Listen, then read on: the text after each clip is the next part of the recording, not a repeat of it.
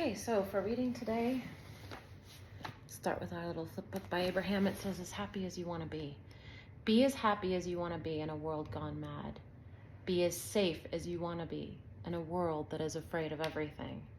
Be as healthy as you want to be in a world that is mostly sick. Don't let the statistics that someone else has created affect you. You get to choose. You are wise enough, smart enough, deliberate enough.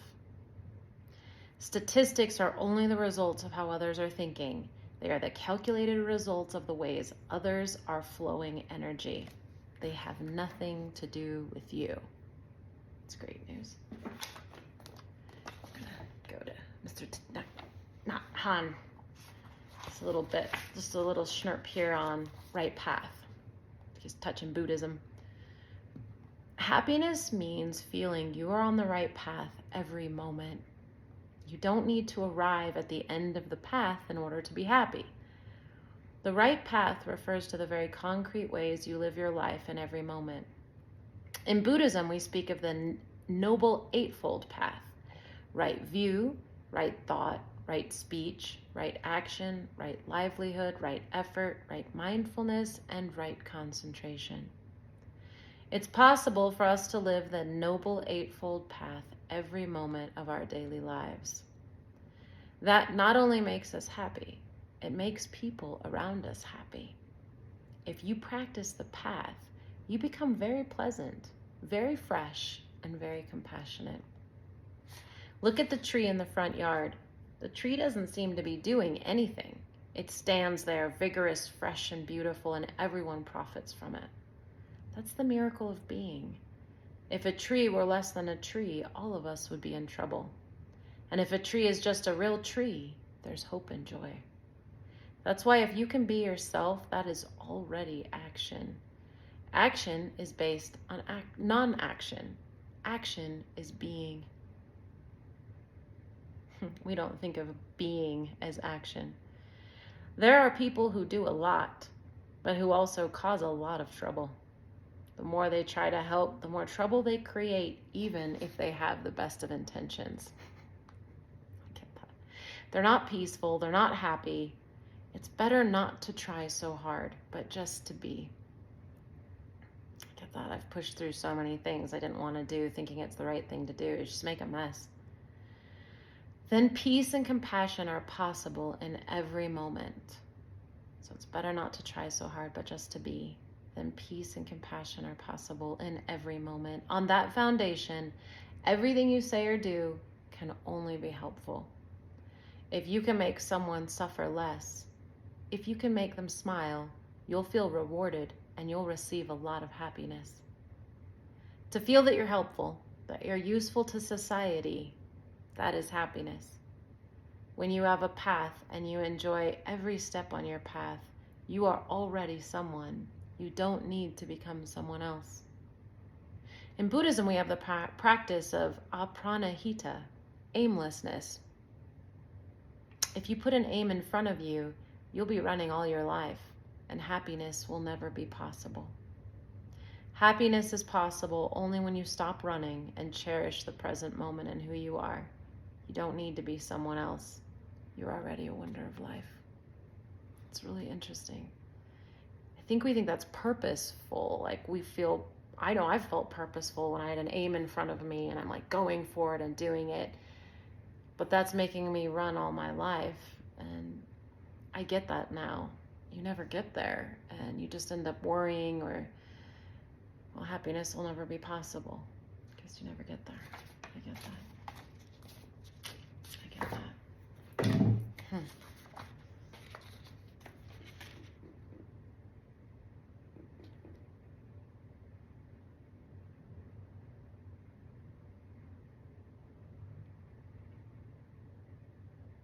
It says here, this is not to say that death, biologically speaking, is reversed birth. It is rather that the truly inward source of one's life was never born, but has always remained inside, somewhat as the life remains in the tree, though the fruits may come and go. Outwardly, I am one apple among many. Inwardly, I am the tree. Possibly this is what Jesus meant when he said, I am the vine and you are the branches.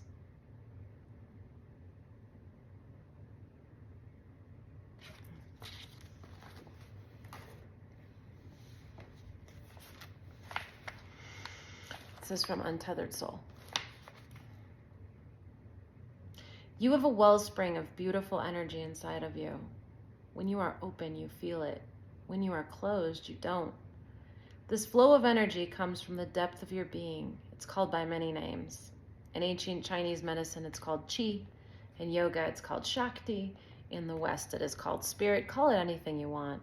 All the great spiritual conditions talk about your spiritual energy. They just give it different names.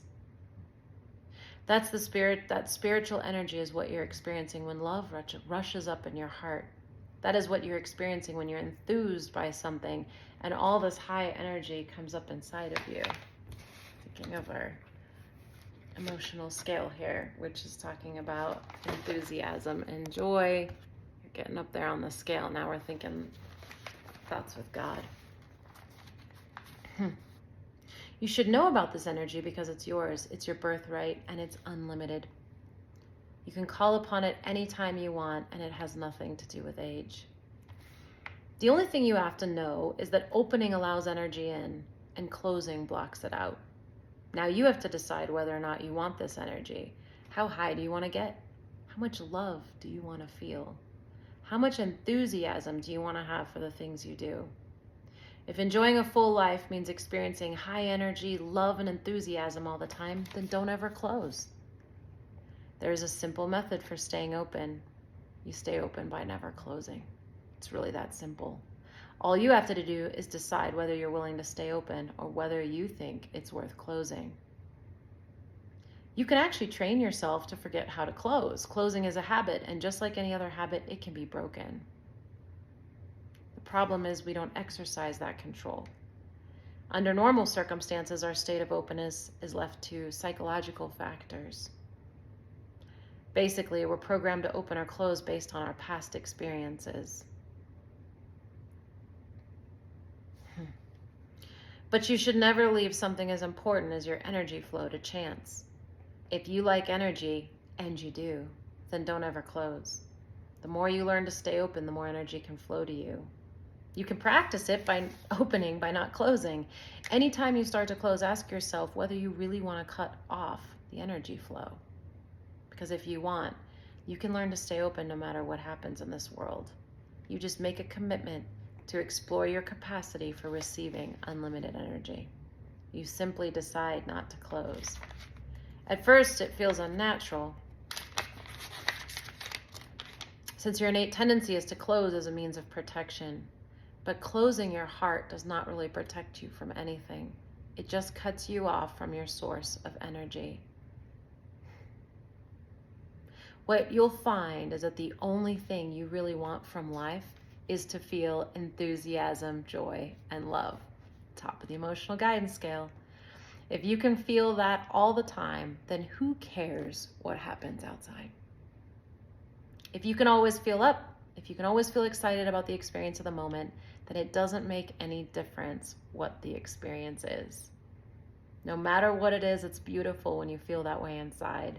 So you learn to stay open no matter what happens. If you do, you get for free what everyone else is struggling for: love, enthusiasm, excitement, and energy.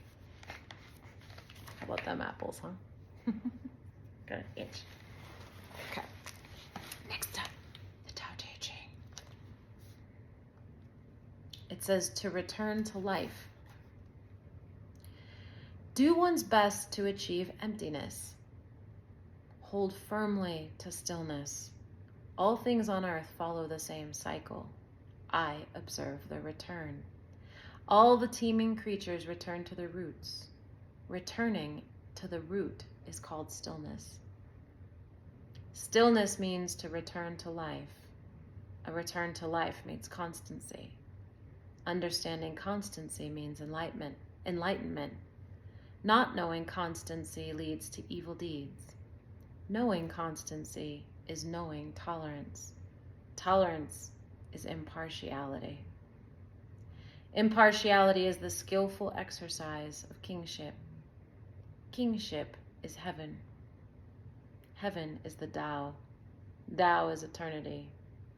Until the end of one's own life, one will meet no danger. I'm reminded of our reading from yesterday, nothing to guard against. Friends, there's actually nothing in this universe to be guarded against. You exist as beings that vibrate in a place of absolute well-being.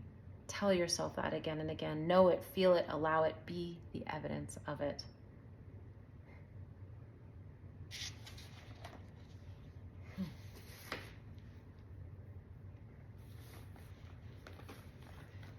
Course in Miracles, 2 quick things from this.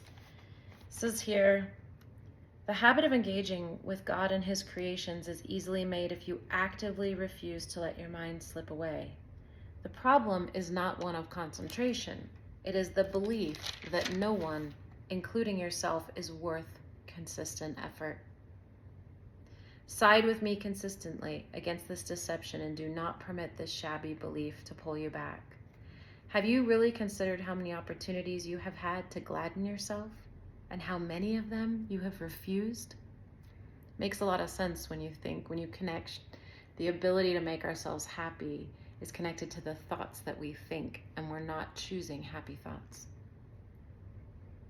There is no limit to your power, but you can limit the expression of your power as much as you choose. Your mind and my mind can unite in shining your ego away, releasing the strength of love into everything you think and do. Do not settle for anything less than this, and refuse to accept anything but this as your goal. Watch your mind carefully for any beliefs that hinder its accomplishment and step away from them. Judge how well you've done this by your own feelings, for this is the one right use of judgment.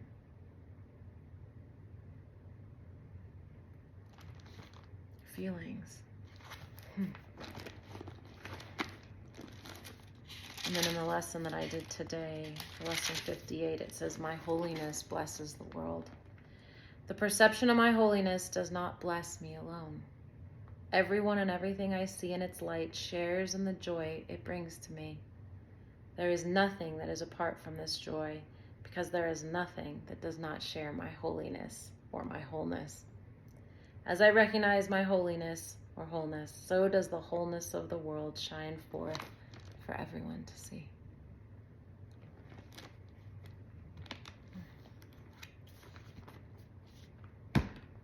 Happiness, joy, enthusiasm, eagerness, energy, flow, freedom.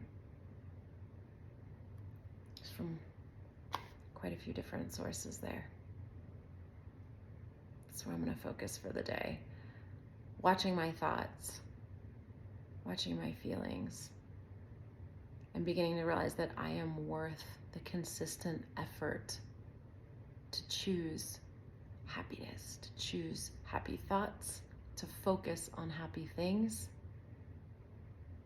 and that feeling good is the most important thing in the world, and not just for me. Thanks for joining me today.